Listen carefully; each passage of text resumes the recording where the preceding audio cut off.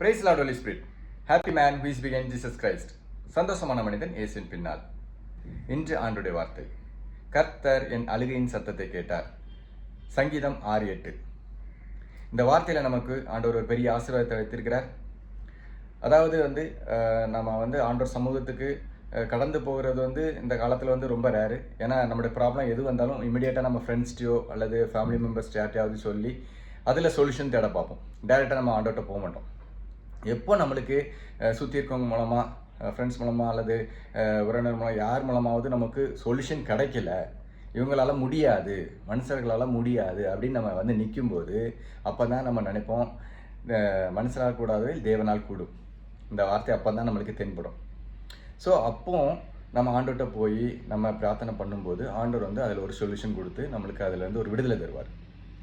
So நான் எதுக்காக இதை சொல்ல வரேன்னா, நம்மளுக்கு எந்த ப்ராப்ளம் வந்தாலும் அதுக்கு அந்த சுமையை தாங்கி கொண்டு போகக்கூடாது. அந்த சுமையை இறக்கி வச்சுட்டு போகணும். கர்த்தர் மேல் பாரத்தை வைத்து விடு அப்படின்னு ஆண்டவர் சொல்கிறார். ஓகேவா? ஸோ நம்மளுக்கு எந்த ப்ராப்ளம் வந்தாலும் அவர்கிட்ட நம்ம அதை இறக்கி வைக்கும்போது அதுலேருந்து நம்மளுக்கு ஒரு விடுதலை. இப்போ உதாரணத்துக்கு என்ன சொல்லலாம்னா, நம்மளுக்கு ரொம்ப சுக பலவீனமாக இருக்குது. நம்மளுக்கு இமிடியேட்டாக சொல்யூஷன் கிடைக்குன்னா நம்ம டக்குன்னு என்ன பண்ணுவோம், சரி நல்ல ஹாஸ்பிட்டல் போய் செக்அப் பண்ணுவோம், நம்மளுக்கு அதுலேருந்து நம்மளுக்கு ஒரு விடுதலை கிடைக்கும் அப்படின்னு போவோம். சில நேரம் அதில் விடுதலை இல்லைங்கும்போது ஆண்டவர் சமூகத்துக்கு வருவோம். ஆனால் எப்போ அது நிவர்த்தி ஆகணும்னா, அன்டில் யூ கிரை.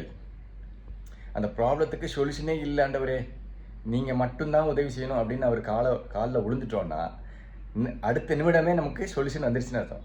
ஏன்னா நம்மளுடைய அப்பா நம்ம பிள்ளையில கண்ணீர் விடும்போது நம்ம அதை பார்த்துட்டு சும்மா இருக்க மாட்டோம். எப்படியாவது அவங்களுக்கு அந்த ப்ராப்ளத்துலேருந்து அவங்களுக்கு விடுதலை கொடுக்கணும்னு நினைப்போம்.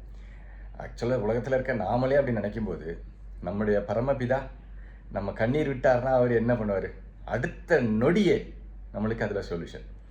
ஸோ நம்ம சுமைகளை தாங்காமல் அதை முடிஞ்ச அளவுக்கு இறக்கி வைத்து நம்மளோட லைஃப்பில் ஹாப்பியாக சந்தோஷமாக இருக்க முயற்சிப்போம்.